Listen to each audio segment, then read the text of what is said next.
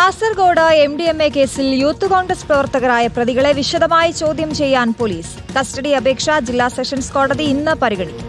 പ്രതികളെ ഹാജരാക്കാൻ കോടതി പ്രൊഡക്ഷൻ വാറന്റ് പുറപ്പെടുവിച്ചു. പ്രതികളുടെ ബംഗളൂരു കേന്ദ്രീകരിച്ചുള്ള ലക്ഷങ്ങളുടെ ലഹരി ഇടപാടിന്റെയും വിവിധ ജില്ലകളിൽ ഇടനിലക്കാരെ ഉപയോഗിച്ചുള്ള ലഹരി വിൽപ്പനയുടെയും വിവരങ്ങൾ പോലീസിന് ലഭിച്ചെങ്കിലും അന്വേഷണം കാര്യമായി മുന്നോട്ട് പോയിട്ടില്ല. സിനോജ് തോമസ് നൽകും വിശദാംശങ്ങൾ. Good morning Sinoj.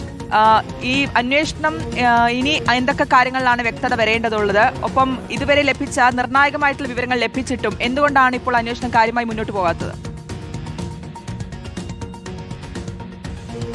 ശ്രുതി ഗുഡ് മോർണിംഗ്. ഏറെ വിവാദമായ കേസാണ് കാസർഗോഡ് കാലിക്കടവിലെ MDMA കേസ്. ഈ മാസം 9-ാം തീയതിയാണ് 3 പേരെ കണ്ണൂർ കാസർഗോഡ് ജില്ലാ അതിർത്തിയെ കാലിക്കടവിൽ വെച്ച് ചന്ദേര പോലീസ് അറസ്റ്റ് ചെയ്യുന്നത്.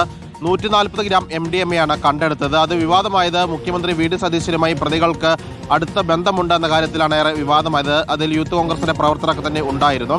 അതുമായി ബന്ധപ്പെട്ട് ഇപ്പോൾ ആ പ്രതികളുടെ ജുഡീഷ്യൽ കസ്റ്റഡി കാലാവധി 14 ദിവസം റിമാൻഡ് കാലാവധി കഴിയാൻ പോകുന്ന സാഹചര്യത്തിലാണ് ഈ അന്വേഷണ സംഘം കസ്റ്റഡി അപേക്ഷ നൽകിയിരിക്കുന്നത്. അതായത് ഈ പ്രതികളെ കസ്റ്റഡിയിൽ എടുത്ത് ചോദ്യം ചെയ്താൽ മാത്രമേ അന്വേഷണം ഇനി മുന്നോട്ട് പോവുകയുള്ളൂ. അതായത് സാധാരണ MDMA കേസുകളിലൊക്കെ തന്നെ ആഭ്യന്തര വകുപ്പ് മന്ത്രി പറഞ്ഞതുപോലെ തന്നെ 1 ഗ്രാമോ 2 ഗ്രാമോ പിടിച്ചാൽ തന്നെ അതിൻ്റെ സോഴ്സ് എവിടെയാണ്, ഇത് എവിടെ നിന്ന് വന്നു എന്ന് അറിയാൻ വേണ്ടി വേരോടെ പിഴുതെടുക്കുമെന്ന് ആഭ്യന്തര വകുപ്പ് മന്ത്രി പ്രഖ്യാപിച്ചിരുന്നു. പക്ഷേ ഈ കേസിൽ അതിൻ്റെ ഒരു വേഗത കണ്ടില്ല. അതാണ് വിമർശനങ്ങൾക്ക് വഴിവെച്ചത്. പോലീസ് പറഞ്ഞത് ബംഗളൂരിൽ നിന്നാണ് കേരളത്തിലേക്ക് MDMA കൊണ്ടുവന്നതെന്ന് പറയുന്നു. ഇവർ എറണാകുളത്ത് നിന്ന് കാസർഗോഡേക്ക് വരുന്ന വഴിക്ക് മലപ്പുറത്തും കണ്ണൂരിലൊക്കെ തന്നെ MDMA നൽകിയിരുന്നതായും പോലീസ് പറഞ്ഞിരുന്നു. 500 ഗ്രാം MDMA ആണ് കൊണ്ടുവന്നത്. അതിൽ 140 MDMA മാത്രമാണ് പോലീസിന് പിടിച്ചെടുക്കാൻ സാധിച്ചത്. അങ്ങനെയെങ്കിൽ ബാക്കിയുള്ള MDMA ആർക്കൊക്കെയാണ് നൽകിയത് തുടങ്ങിയ കാര്യങ്ങളൊക്കെ തന്നെ കണ്ടെത്തേണ്ടതുണ്ട്. ഇവരുടെ പുറകിലുള്ള ആളുകൾ ആരൊക്കെയാണ്? ബംഗളൂരിൽ ഒരു യുവതി ഉണ്ടെന്ന് പറഞ്ഞിരുന്നു.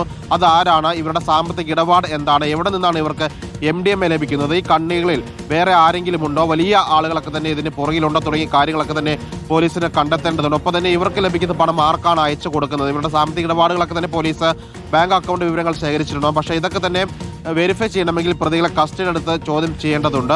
ആ നടപടിയിലേക്ക് പോലീസ് ഇപ്പോൾ വൈകിയാണെങ്കിലും കടക്കാൻ വേണ്ടി പോവുകയാണ്. ഏറെ വിവാദമായ കേസാണ്. അതുകൊണ്ട് തന്നെ പോലീസ് ജാഗ്രതയോടുകൂടിയാണ് ഈ അന്വേഷണം നടത്തി മുന്നോട്ട് പോവുകയും ചെയ്യുന്നത്. ഏതായാലും കോടതിയിൽ നിന്ന് പ്രതികളെ ഹാജരാക്കാം. പോലീസ് കസ്റ്റഡിയിൽ പ്രതികൾ വിടാനുള്ള സാധ്യതയുമുണ്ട്. അശ്വതി. കാസർഗോഡ് MDMA കേസിൽ യൂത്ത് കോൺഗ്രസ് പ്രവർത്തകർ പ്രതികളെ വിശദമായി ചോദ്യം ചെയ്യാൻ പോലീസ്